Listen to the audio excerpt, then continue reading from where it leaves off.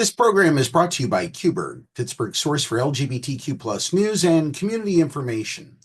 To learn more about QBerg, check out their website at qberg.com. That's QBURGH.com.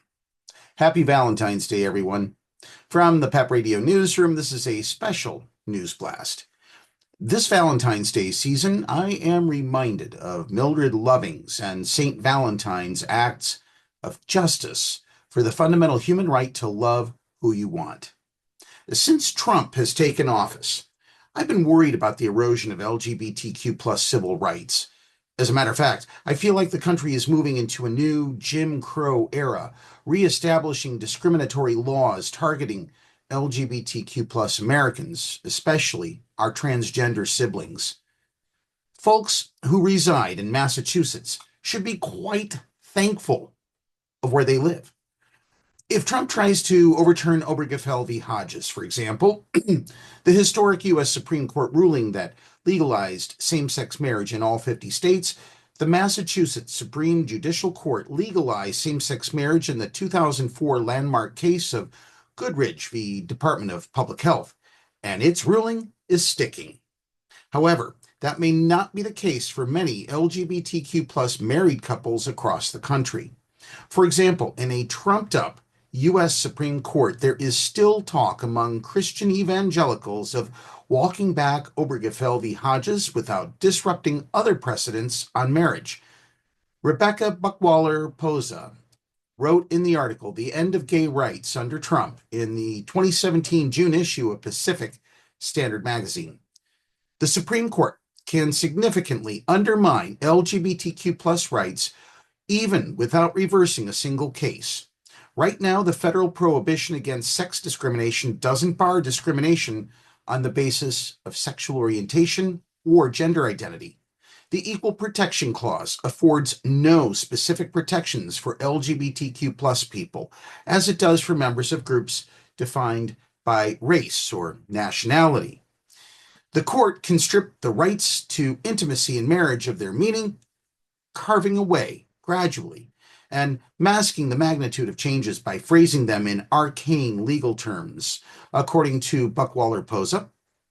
However, I am reminded of the tenacity of Mildred Loving, who died in 2008.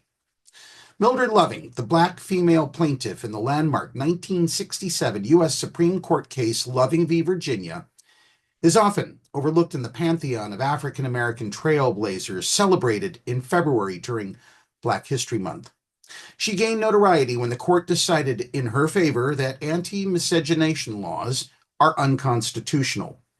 Her crime was the country's racial and gender obsession at the time, interracial marriage. Married to a white man, Loving and her husband were indicted by a Virginia grand jury in October 1958 for violating the state's Racial Integrity Act of 1924. Hard to think that that was only 100 years ago. Loving understood the interconnection of struggles and supported the same-sex marriage fight. LGBTQ plus couples carry on her tradition in proving the tenacity of love. On June 12, 2007, Freedom to Marry joined with several of the nation's leading civil rights organizations to hold a press conference at the National Press Club in Washington, D.C. to commemorate the 40th anniversary of Loving v. Virginia, a decision for affirming the freedom to marry as a basic civil right of every American. Lending her support to the commemoration, Mrs. Mildred Loving wrote, "When my late husband Richard and I got married in Washington, D.C. in 1958, it wasn't to make a political statement or start a fight. We were in love and we wanted to be married. Not a day goes by that I don't think of Richard and our love and how much it meant to me to have that freedom to marry the person precious to me, even if others thought he was the wrong kind of person for me to marry."